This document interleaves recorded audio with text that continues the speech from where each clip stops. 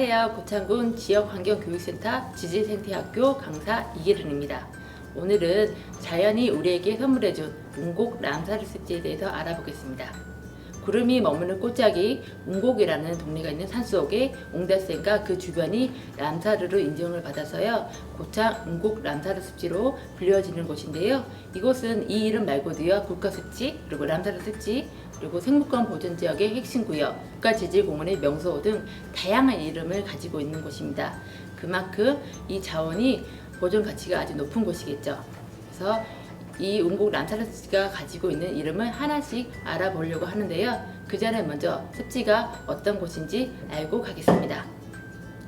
습지는 젖어있는 땅을 말하는데요. 우리나라 습지보존법상 습지의 정의는요, 기수, 담수, 염수 등의 물이요, 그 영구적 또는 일시적으로 그 표면에 닿는 지역을 말하는데 내륙습지와 연안습지로 말합니다. 내륙습지는요, 육지에 있는 아니면 섬의 그 연못이나 그 호수, 그리고 늪, 하구 등을 말하고요. 연안습지는 이제 바다에 물이 차오랐을 때 만조시에 그 수위선과 지면이 접하는 경계선, 그리고 물이 빠졌을 때 간조시에 그 수위선과 지면이 접하는 경계선까지를 연안습지라고 얘기를 합니다. 환경부에서는 2011년 국가습지 유형을요, 내륙습지, 연안습지, 인공습지로 크게 세 분류로 나누고요. 각각의 소분류를 통해서 35가지 습지 유형을 나눠놨는데요. 운곡 람사르 습지 같은 경우는요, 내륙습지이면서 산속에 있거든요. 근데 높지 않은 산이라 내륙습지의 산지형 저층습지로 이렇게 말을 할 수 있고요. 고창 갯벌 같은 경우는 이제 바닷가에 있으니까 연안습지의 갯벌습지, 그리고 우리 주변에 있는 사람들이 벼농사를 짓기 위해서 물을 가두고 논을 만들었기 때문에 인공습지의 논습지로 이렇게 구분돼서 말을 할 수가 있습니다. 람사르 습지는요, 1971년 12월에 이란의 람사르에서 열린 국제회의에서요, 국제습지 조약을 체결을 했어요. 그 람사르 협약은요, 자연자원의 보존과 현명한 이용에 관해 맺어진 이제 정부 간의 최초의 그 협약이라는 점에서 아주 의미가 큰데요. 습지를 잘 보존해서요, 생태적 가치를 높이고요, 이 그 자원을 가지고 지속 가능하게 이용하기 위해서 지정된 곳을 말합니다.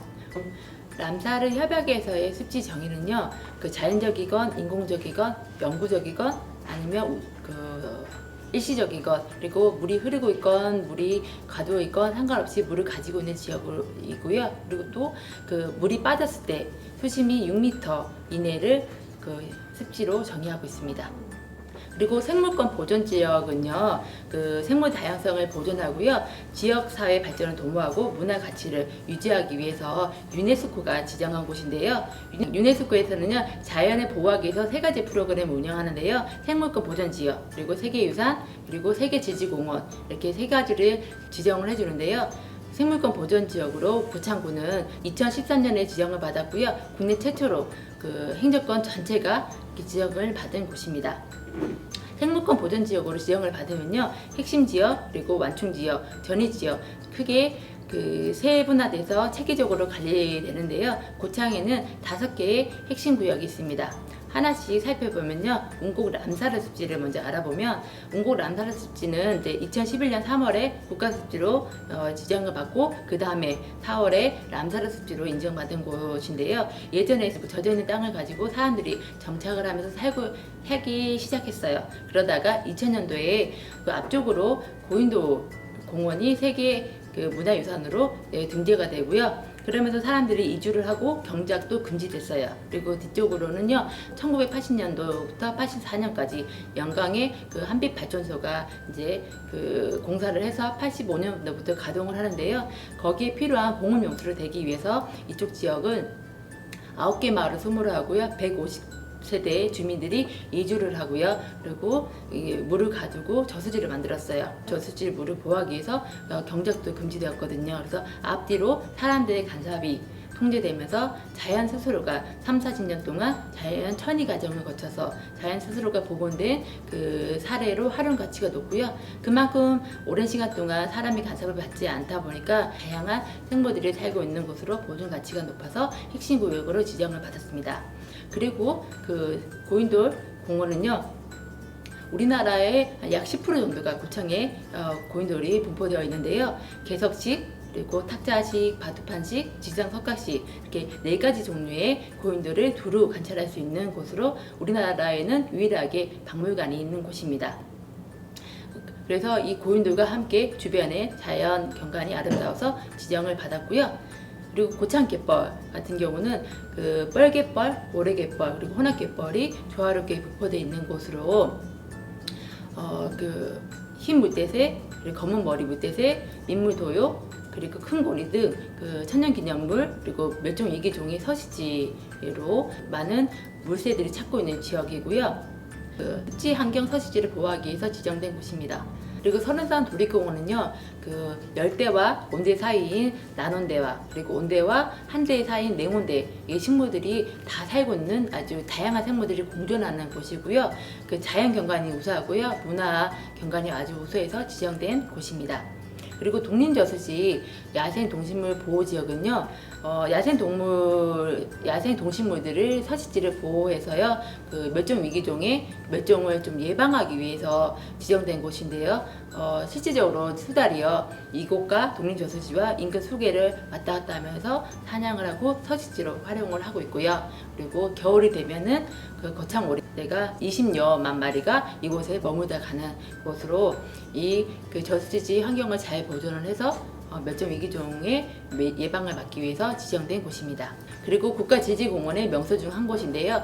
고창군은요, 부안군과 함께 전북 서해안가 지질공원으로 지정된 곳으로 지질 명소가 이제 6곳이 있습니다. 그래서 운곡 람사르 습지, 그리고 선운산 도립공원, 그리고 고인돌 공원 외에도요, 병바위가 있는데요. 병바위는 병 모양이 거꾸로 뒤집어 놓았다는 뭐 여러 가지 전설이 있는 곳인데 자세히 보면 구멍이 뻑뻑뻑 뚫려 있는 모습을 볼 수 있습니다. 이 타포니 구조라고 하는데요. 이런 큰 암석들은 여러 가지 강물이 합쳐져서 만든 암석이기 때문에 비와 바람의 풍화 작용으로 암석의 약한 부분이 먼저 떨어져 나가면서 구멍들이 점점 커지는데요. 이런 타포니 구조를 볼 수 있는 곳이라서 국가지질공원으로 지정을 받았고요.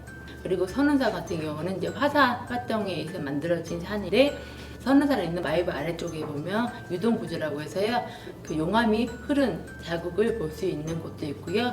그리고 그 화산이 폭발할 때 이제 큰 화산재가 솟아서 오르고 그 화산재가 다시 땅에 떨어져서 차곡차곡 쌓여서 만들어진 암석이 응암인데요. 이 응암이 그 풍화 작용으로 구멍이 점점 커지면서 물이 만들어졌거든요.